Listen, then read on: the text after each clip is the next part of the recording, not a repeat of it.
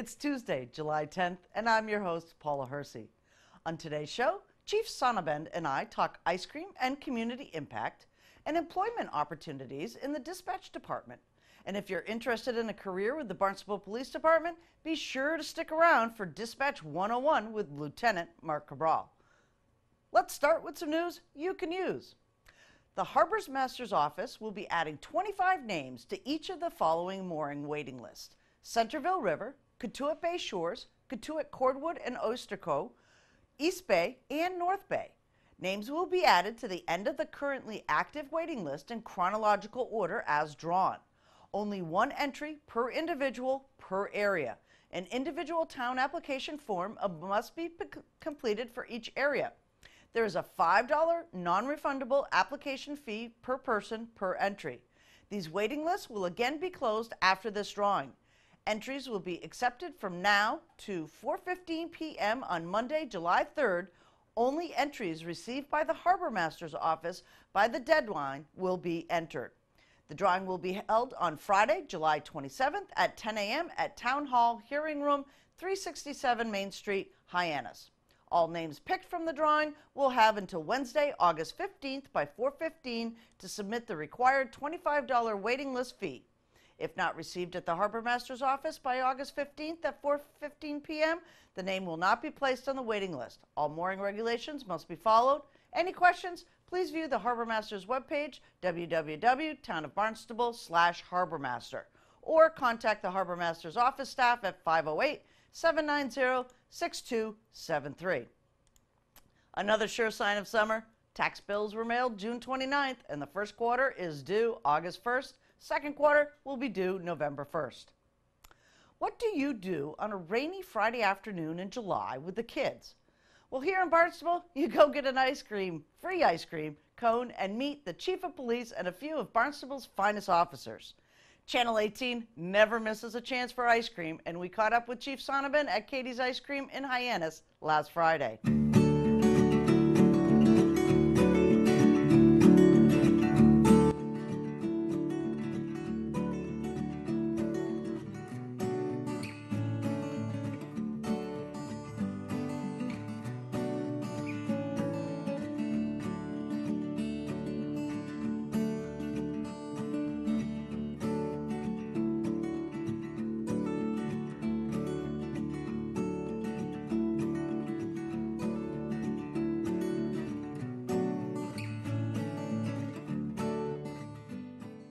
I scream, you scream? We all scream for ice cream, We right? all scream for ice cream. Hey. Chief Sonnabend, Codes with Cops. What a cool idea. Hey, well, it's ice cream. It can't be any cooler than that, right? Right. We got K9 Vonnie down here too. Want to come on down and say hi to everybody, meet a few Barnstable police officers, and have some ice cream. Thanks to Katie's Ice Cream for partnering with us, and Detective Connolly for making sure this really happened. And This type of event, what does this do for the community? well, we want to get out there and meet with the people that are here over the summer, and the residents and everything, and especially interact with the kids and talk to them and let them know that not everything a police officer does is necessarily going to be bad for you. Right. You're not always going to jail or anything else like that. We're also just trying to get out there and, introduce ourselves, get out there and be with everybody, and just start that communication in different ways. Right, and when you look at the younger kids that are coming in, most of them don't really see the uniforms that often. So what's your first impression when you meet a kid? At first, they kind of like stare at you for a little bit until they realize that you're there actually to talk to them and say hello to them. And like even when we just showed up, people were wondering like, what's going on in here? How come the police all showing up here? But it really once you break that ice and get talking, and everybody realizes you're just somebody else too, and just there to talk with them and have some ice cream. Excellent, great Did you idea. get any ice cream yet? Not yet, Chief. Do I look 12? Want me to give you a ticket? Yes, please. Ice cream with who? Police. The police, you're right, with Chief Sonnabend and all the guys at Barnstable Police. Okay. Are they Yeah? gonna get ice cream? So if you're going to be on TV, you're going to have to turn around and face the camera. Ah! And you're going to say, thank you, Chief Sonnabend. Thank you, Chief Donovan. Detective Connolly, what a great idea, Cones with Cops. How'd you come up with it? Well, it's summertime. We have so many fantastic locations on Main Street and all around town And Katie's Ice Cream has been a donor to Kids Day every year, giving kids ice cream cones at Kids Day and making that donation. And Chief Sonderman was really coming up with some, let's think outside the box and think of new ways to get us out in the public, talking to the kids, building that relationship with the community. And when I think of building a relationship, I go right to food. There's no better way to build a relationship than either over dinner, over coffee, or when you're talking about little kids, over an ice cream cone. Right, and 12 and under, when you think about young kids, their first opportunity to meet a police officer, what does that mean to you when you see a kid come up and shake your hand? Oh, it means the world to me because it really, what has to be instilled in kids' heads is that we're the good guys. We're here to help them. One of the things we, as police officers, see that we don't really like is when parents try to make us the boogeyman. We're not the boogeyman. We're not here to parent children. I have 3 kids of my own that I have to parent. That's a full-time job. When I'm a police officer, I'm here to help little kids. And that's just like every other officer that's here today and every officer on the Cape across the country that wears the badge. We're here to make sure the kids get to become adults in the safest possible manner. So we're the good guys. They get to see that. Events like this are great to help that relationship start at an early age and for them to see that. I think it's absolutely wonderful. We've learned a lot about them. We've learned, one, where they came from, their favorite thing about their job here and there, and it was just a fun event. And lots of kids, lots of people, a lot of communication. It's wonderful. When I was a kid, whenever I saw the police come in the school, I always assumed they were after me. So now that I've gotten to know that, they're here, I think they're really friendly, and it's a good way for kids to integrate with the community.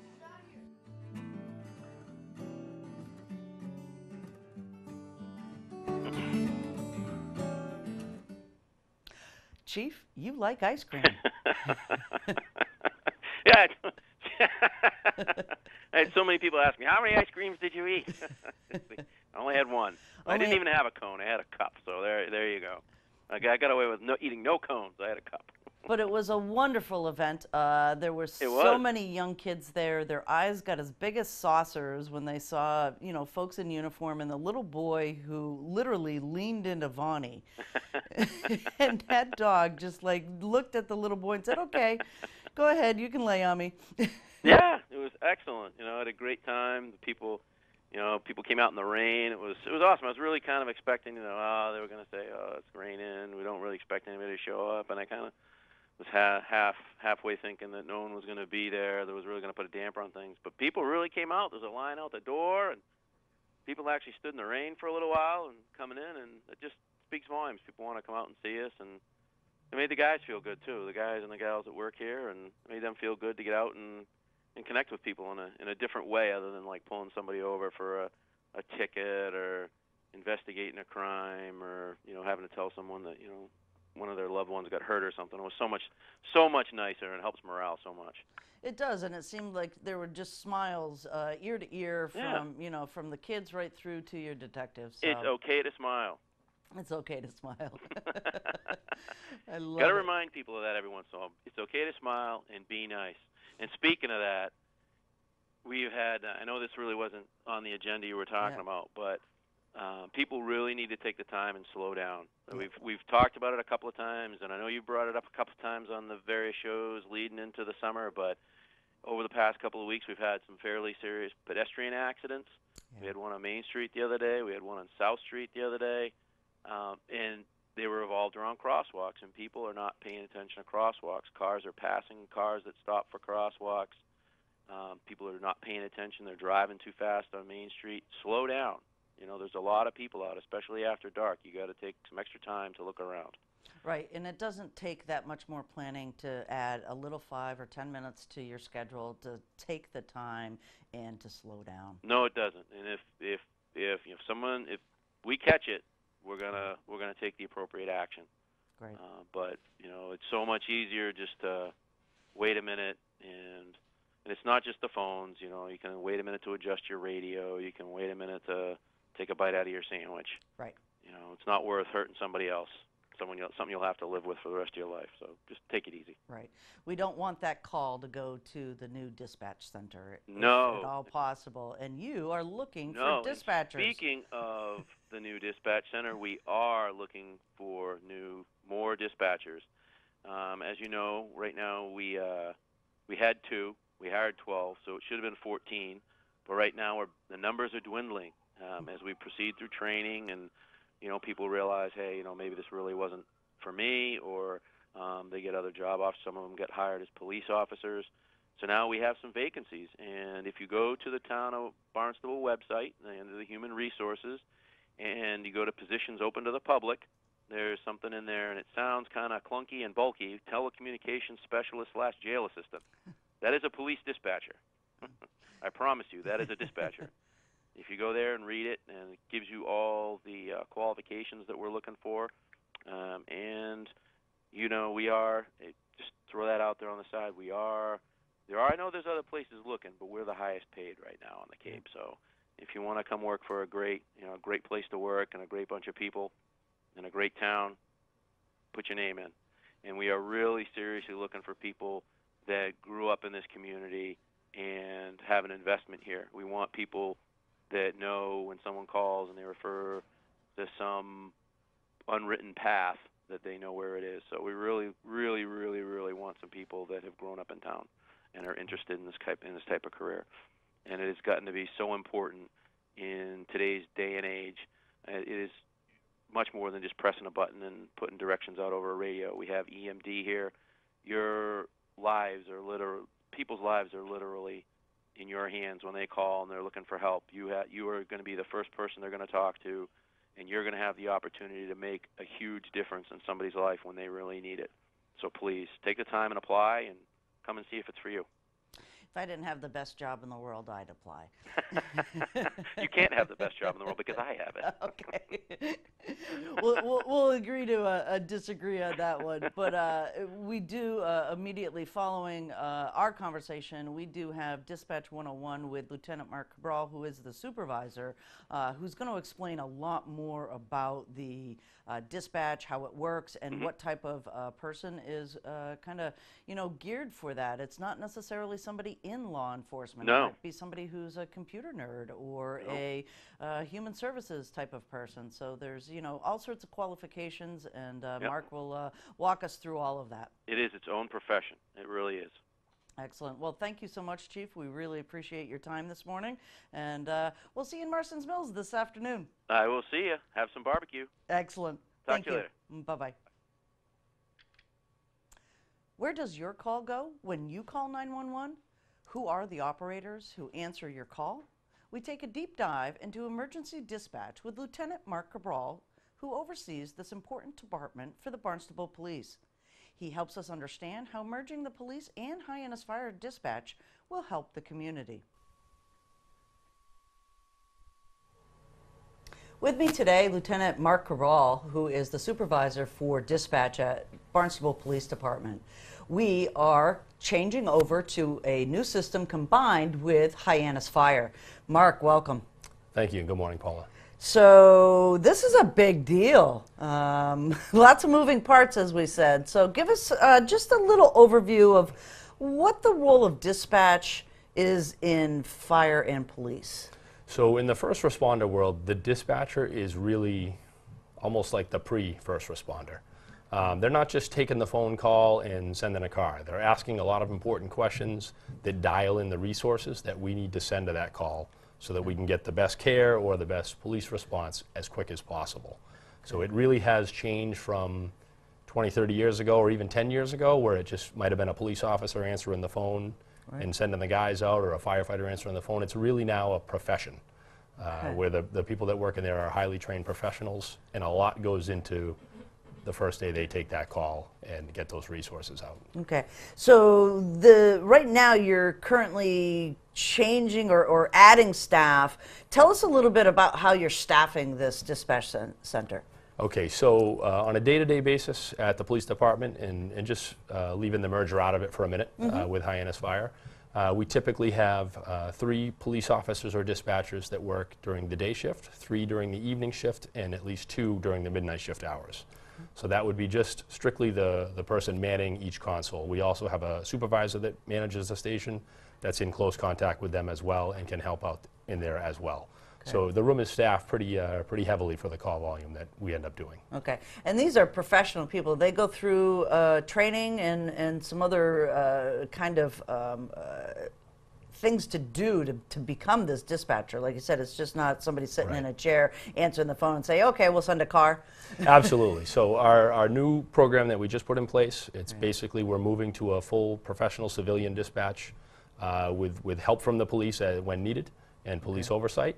But the training involved now, these new dispatchers that we just put on went to a 5-week academy up in Middleborough that the state puts on.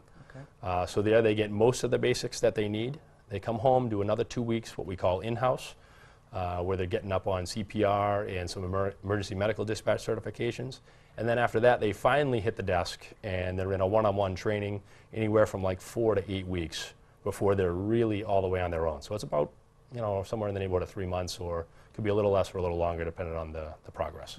What are some of the skills that these dispatchers need to perform this job? It's kind of a tough one when you're doing like an interview to determine who's going to be really great at it. But we're finding that a lot of the younger millennials that are growing up, managing their phone and 10 apps at once and doing school and listening to their folks are just quick. And that quickness and just having really good common sense and a good basic high school or college education, you put it all together, and some of the best dispatchers are hard to really pick out until they get there. Really? Yeah. That's interesting. What are some of the kinds of the equipment that you're using? You mentioned the apps as a millennial, but this is kind of high level now. I mean, you're not putting up a map on a paper map and going, all right, well, here's old stage and that kind of stuff. They're using GIS and everything? Absolutely, absolutely. So we have the latest next-gen 911 system, which I think just about all the state has rolled it out at this point for all the piece apps. But the GIS mapping that you mentioned is part of that. So when that map comes up, we've got everything now. We've got house numbers, we've got satellite imagery of the homes, and it's the latest stuff available. So that's just 2 of the 7 monitors that each unit is managing at that point that's directly in front of them. So just the 911 stuff, you got 2 monitors, its own system, that's all managed by the state. Then we have our in-house system, which is 4 different monitors. You can put up to like maybe a dozen different actual windows that a person would be using during a routine shift. And then off to the side, we're now on a fully up-to-date computerized radio system as well.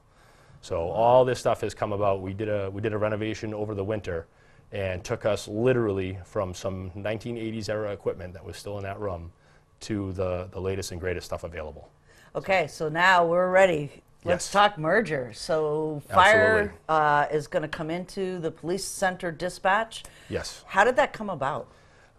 It's really like a shotgun wedding, the way this happened. It wasn't really planned out, and something this big, you probably would have looked at it and said, hey, in the next like 3 to 5, we want to do this.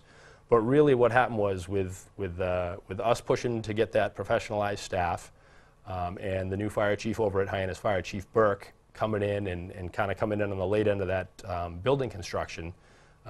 Chief McDonald at the time, Chief Burke, myself, and now Chief Sonneman, a few of us all got together and looked at it and said, hey, we think we can do this within the budget year, which is like crazy, due to all the different things that were already in place. The renovation that I was managing was already in progress.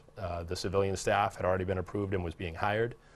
And then he's looking at it over on his end going, well, all right, we can build a whole dispatch center in our place, but that might be tough to do that and then merge 2 years from now. You're kind of wasting some resources. So we got everything together. We shared some equipment, and they helped us to add 3 more full-time dispatchers to our staff. That allowed us to increase those numbers I mentioned earlier, where we'll now have like 4 on the day shift, 4 on the evenings, and we'll run 3 on midnights. Wow. So we're really heavily staffed, and that's where, if you look at it, where the savings come in. We now have, in the past, or as it is today as we speak, you have 1 dispatcher at the fire department, and it's a fireman who just may happen to get the desk that day. If he runs into trouble or needs help, he may be the only one there. When we take over, there'll be 4 people and a supervisor all ready to help when you have those big incidents. So you're getting a ton more staff into the room, able to handle all those bigger incidents. Right. And some of the incidents that happen, both of you guys respond anyways. So by combining this, does that help that ability to work together? Absolutely. We took a big step back in December, and we cut completely out of the 911 process the step where when you called in on a wireless phone, you would have landed in Middleborough. Okay, that's kind of a big step, and it was a bit of a time waster. So Barnstable PD stepped up and said, we want to be a wireless direct center, which we are now as of December, and that meant us taking on upwards of 11,000 more phone calls. Literally, the phone ring 11,000 more times a year, and us having to ferret out those calls. So now, if you pick up your iPhone, and even if you couldn't talk and you had to hit your emergency 911 button on your phone, the phone rings right into the Barnstable Police Department. And then once we're fully online with this merger, if we were to have a medical emergency right here in this room, I'd make that one call, and we would have that ambulance being dispatched probably within 30 seconds of that phone ringing. So Wow. we are shaving literally minutes between dropping that Middleborough out of that and then dropping the transfers over to the Hyannis Fire Department out of it and doing it all right out of one room. Right, which can save lives. Absolutely. Absolutely. Wow, I didn't realize that. Is it a hard switch getting this rollover? I mean, you just came off a night shift. You're looking pretty fresh here, Mark. But I would imagine as supervisor, there's, like you said, a lot of moving parts. Was it hard? Absolutely. A lot of planning went into this. So it's like for the renovation, it was probably about 12 months of planning, and then we moved into a temporary room. We got all that stuff going. So now most of the software hardware is on the Hyannis Fire side of it, and then it's just joining it in at our end. So we're hoping to go live Monday with the merger and handling everything, but we still have, even a few days away, we still have some radio issues to work out and some phone issues. So if we have to delay it a couple days, no big deal. It's not the end of the world. We want to make sure we have it right. And then when we do flip that switch, it's literally, we'll keep it staffed on both ends, and we'll do some testing all throughout the day shift. But really, it will be in the morning the old way, and in the afternoon the new way. Yeah. That's kind of cool. Yeah. Will a resident know that this switch has happened? I mean, in the past, you know, we've gotten that kind of like little creepy recording. Hi, you've reached the Barnstable Police Department. You're going to be recorded and that kind of stuff. Will they know that they've called one central place? Well, if you dial 911, it's streamlined we actually have a recorded greeting. So if you called and I happen to be sitting at that desk, it would just say 911, this line is recorded, where is your emergency? Okay. There is no, this is the Barnstable Police, or we're answering for Hyannis Fire. It's just that one question. And if someone's in distress and they could only say 3 words, the most important thing, and it'll be good for your people that are watching, is where they are. Okay.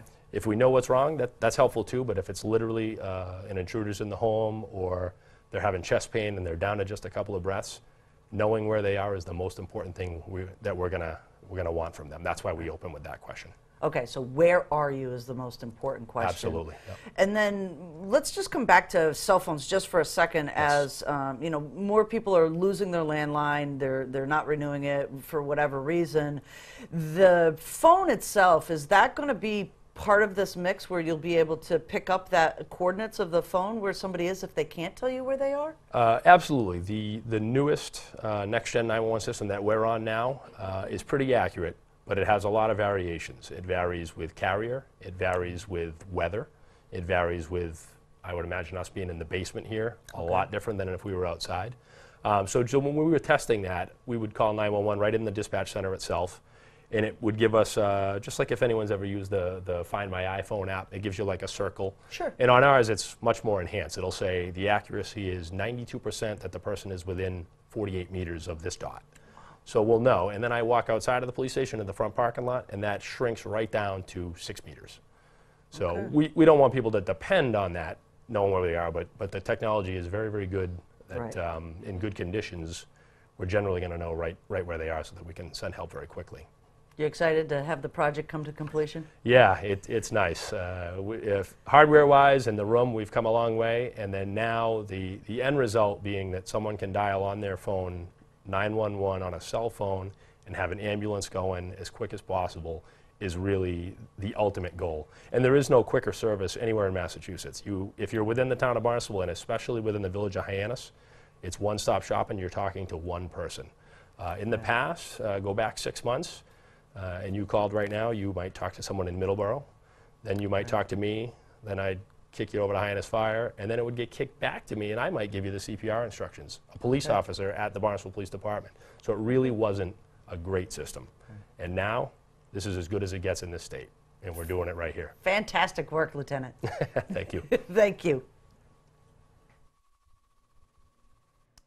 Here is a community calendar event you're going to want to make sure is on your calendar. A summertime event you can sink your teeth into. All you can eat pizza with the Cape Cod Baseball League Hyannis Harbor Hawks. Join them on the town green for the inaugural Hyannis Harbor Hawks Pizza Fest, presented by Highland Cruises on Saturday, July 14th from 12 to 4 p.m. Try all different types of pizza from the most delicious local vendors in Hyannis. Eat till you are full and then vote for the best. Cheer along local celebrities in the pizza pie eating contest, dance away to music provided by Cape Cod Broadcasting Media, and participate in our many kid-friendly activities. Make sure you bring your glove and ball. The Hyannis Harbor Hawks and players will be signing autographs and playing catch. Cape Cod Beer will be operating a pop-up beer garden, and don't forget to have some ice cream too. That's if you still have room in your belly. Tickets will be available at all Hyannis Harbor Hawks home games or purchase online. Tickets www.harborhawks.org. Here's a look at the jam-packed meeting schedule for the rest of the week for boards, commissions, and committees.